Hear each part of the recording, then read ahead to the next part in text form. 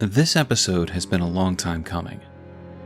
In the past 6 months or so, there's been an enemy various commenters have asked us to tackle, but I've never felt confident there was enough information to craft a solid theory around their origins. They drop no items that discuss them directly, and are only mentioned in 2 item descriptions throughout the whole of Elden Ring. These gnarled masses of flesh and limbs strike a horrifying visage that is sure to unsettle any player, and if their body doesn't, their shriek will. Today, we're going to explore the Royal Revenants, as well as the Wraithcallers and their possible connection to the Erdtree itself. More so than any video we've created before, I want to stress that this is a theory, and I ask that we stay respectful to each other in the comments section. There are really only a handful of concrete facts about these enemies, so what we're really doing here is crafting the most likely origin story we can with the little information we have. Before we get into our theories, we wanted to take a second to thank you for watching this video. If you're new to the channel and enjoy the content, don't forget to like, subscribe, and hit the bell after this episode of Elden Lore is over. YouTube has a habit of dropping channels you're subscribed to from your feed after some time, and hitting that bell slows down the process a bit, and makes sure you're always notified when a new episode of Elden Lore airs.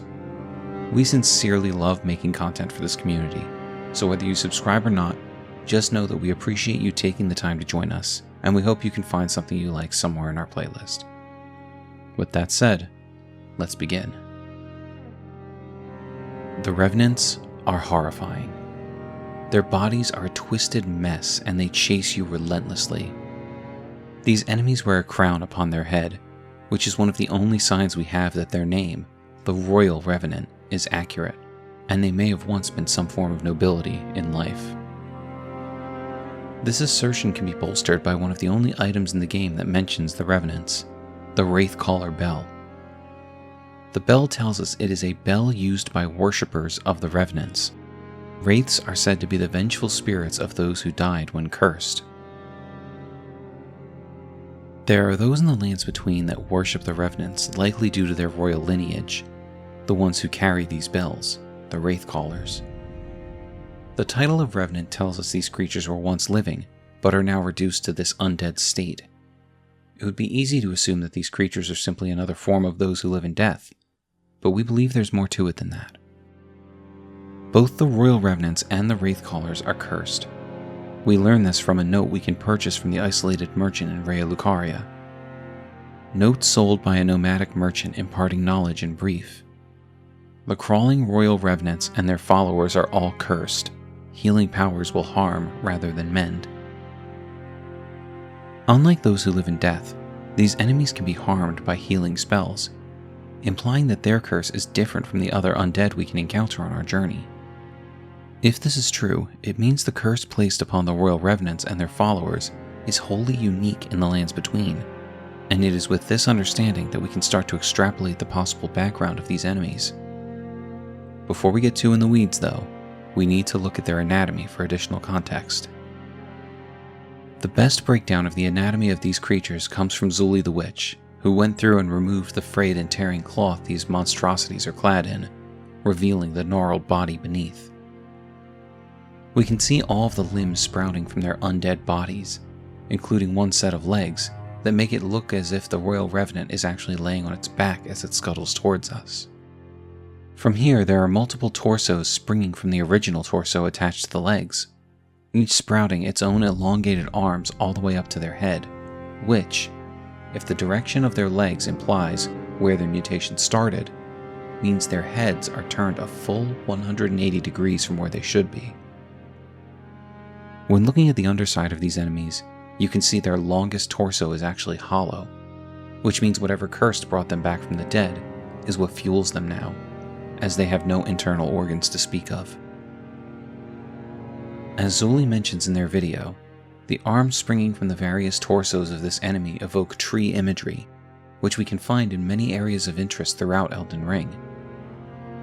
If we consider their body's original torso and legs as the base, the rest of their undead form likely grew just as a tree, sprouting off from its original trunk, which would explain why the body that encompasses most of their form is hollow. The new torsos and arms are simply an offshoot, branches breaking free from their original base. This also explains their eyeless, slack-jawed faces, as they no longer contain any of the life they once had before they were cursed. Interestingly, these enemies are also portrayed as bursting from below the earth, just as a tree sprouts from the underground, another aspect of them that evokes tree imagery. While some in the community believe that their various arms and body parts may be related to grafting, we think this is highly unlikely due to the consistency between their various limbs. They all share the same sickly color and features, and when looking at the revenants without their cloth covering, you can see in detail how the various torsos seem to grow from each other, not be placed on the body from some other person or form. It's also worth mentioning these enemies are known as the horribleness grub within the game's code, but we believe this is not an indication as to what the revenants are in the final game, and may have been a title given to them in an early build, where the intention behind these enemies may have been different. As they stand now, nothing about their imagery indicates that they would metamorphosize into something new. If anything, the large open cavity underneath them would imply that they were some sort of cocoon. Now that we have as much context as can possibly be built around these enemies, we can present our theory. We believe the Revenants are much older than anyone would expect. Clearly, Marika's rule was not agreed upon by all when she first took over the Lands Between. We know that Godfrey fought to consolidate the power of the Golden Order and bring the entirety of the land under Queen Marika's rule. During her rule, there were likely many dissenters, nobles who did not want to give up their right to any land they owned, and refused to bend the knee to Queen Marika the Eternal. What if these nobles and their subjects, instead of being killed and returned to the Erdtree, were cursed for their defiance? This curse would twist their flesh and have their bodies grow, much like the tree they refused to fall in line behind. Before we face the Royal Revenant boss in the King's Realm ruins, we can speak with a spirit that says, "Ah, Iji, forgive me. These royal grounds were placed in our trust, but we stood no chance." And upon defeating it, we can open a chest containing the frozen needle, a weapon forged by Iji. To us, this implies the specific revenant we fight in this location may have once been a member of the Carian royal family, before the time of Radagon and Renala's union. We can also face revenants in some areas where nobility would have likely lived or visited, such as the Lunar Estate ruins and the Shaded Castle. We believe the revenants, nobility all, are what's left of those who challenged the power of the Golden Order and were cursed, not only to be cut off from the Erdtree through becoming undead, but to have their bodies mimic the tree itself, by growing and branching off, leaving them in eternal agony and torment. We think the final nail in this coffin is the fact that healing magic can actually harm the revenants. Unlike those who live in death, the curse placed on these undead would come from the power of Queen Marika herself, making any healing incantations related to the two fingers of the Erdtree burn to the touch, as the power of the Erdtree has already caused them unbearable pain. This theory doesn't account for every area where we can face the revenants, but we think it's fair to say that nobility may have traveled to any of these locations for one reason or another, even Elphael, Brace of the Haligtree. In fact, it's possible the revenants who made it to the Haligtree may have been seeking a way to break their curse before it took them completely, and they believed Mikola was their best option. Regardless of the reasons we may find the revenants where we do, we can also look towards their item drops for additional context on this theory, even if they don't mention the revenants specifically. They can drop sacrificial twigs and ghost glovewort, more tree imagery in the case of the sacrificial twig, and a hint that they are drawn to glovewort just as spirits are, which makes sense with their undead nature.